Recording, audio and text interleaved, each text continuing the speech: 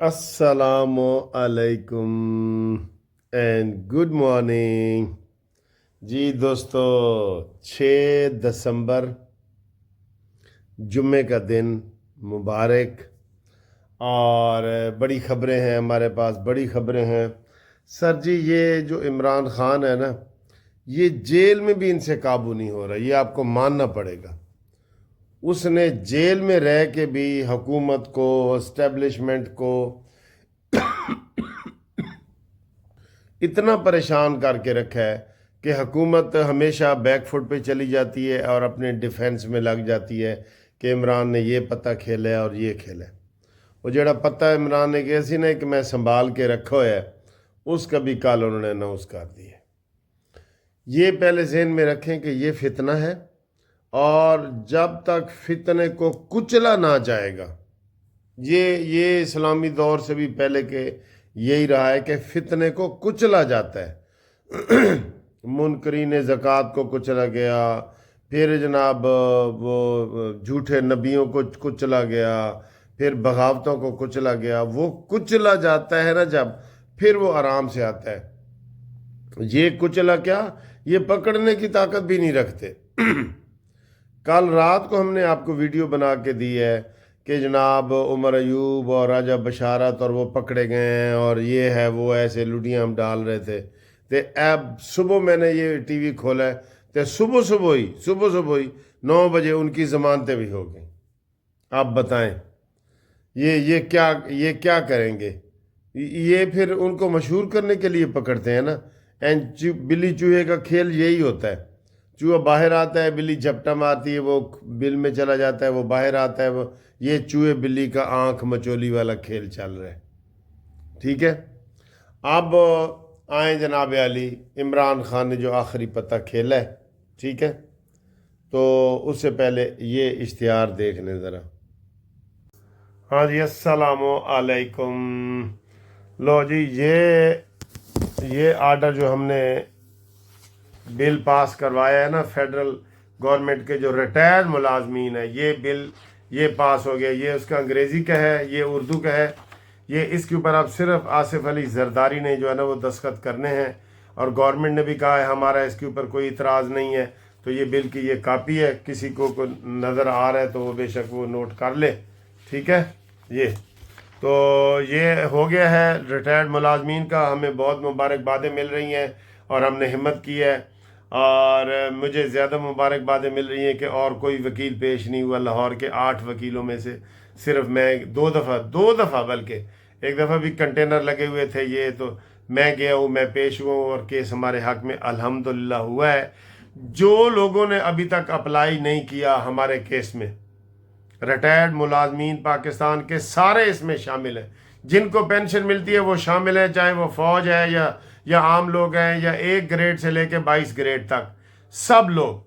آپ سب لوگ میرے ٹیلی فون پہ رابطہ قائم کریں، جنہوں نے اپلائی نہیں کیا ان کو کہہ رہا ہوں، وہ چاہے صوبائی ہیں پنجاب کے اور فیڈرل ہیں پورے پاکستان کے، وہ رابطہ قائم کریں۔ ان کو ہم گائیڈ لائن دیں گے تاکہ وہ اس سے محروم نہ ہو جائیں، ٹھیک ہے۔ اور وہ بہت ضروری ہے۔ وہ ویڈیو میں میرا فون نمبر بھی آپ کو نظر آئے گا، 0300472552، اور آپ دیکھیں یہ ویڈیو۔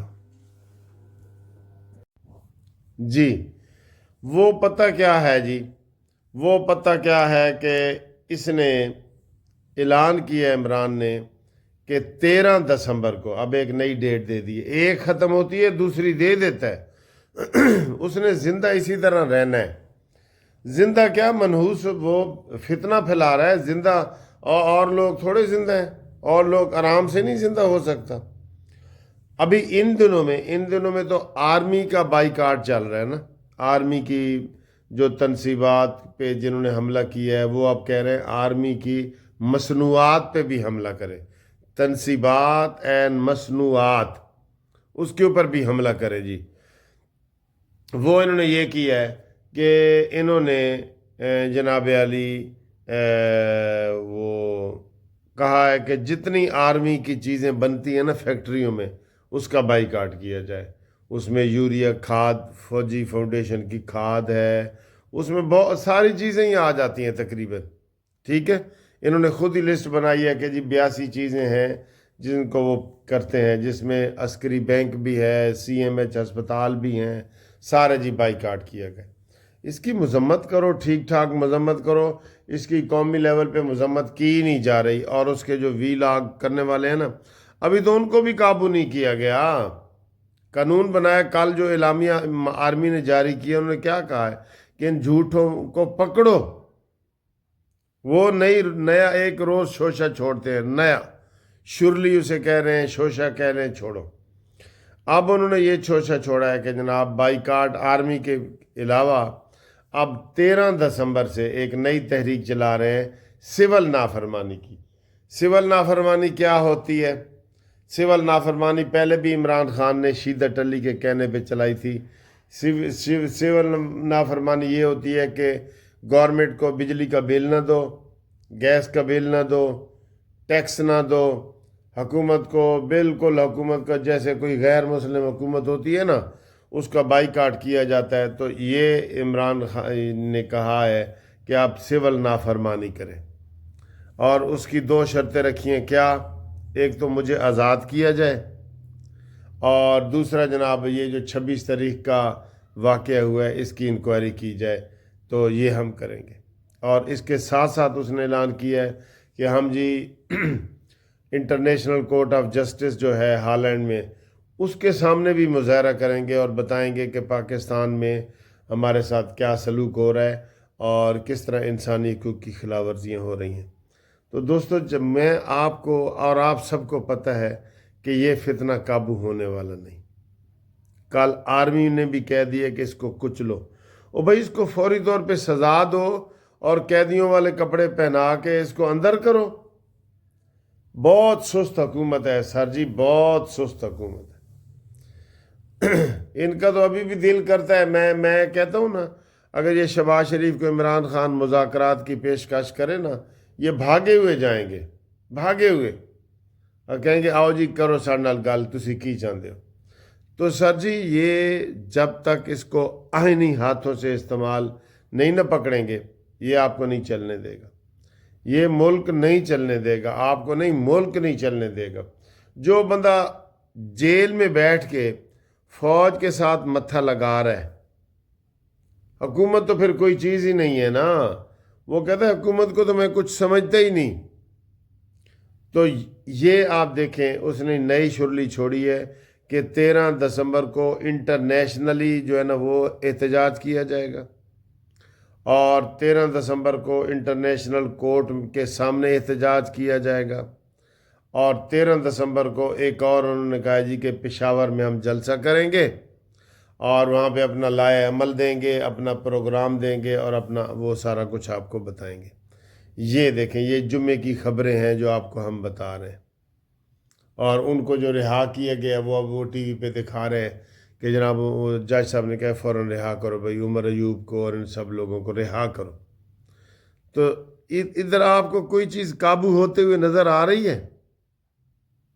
نظر آ رہی ہے؟ ان کو صرف یہ کہا تھا کہ آپ ان کے ساتھ قیدیوں والا سلوک کریں۔ ہر روز عمران خان جیل کے اندر سے ساری پارٹی چلا رہا ہے، یہ آپ مانتے ہیں نا؟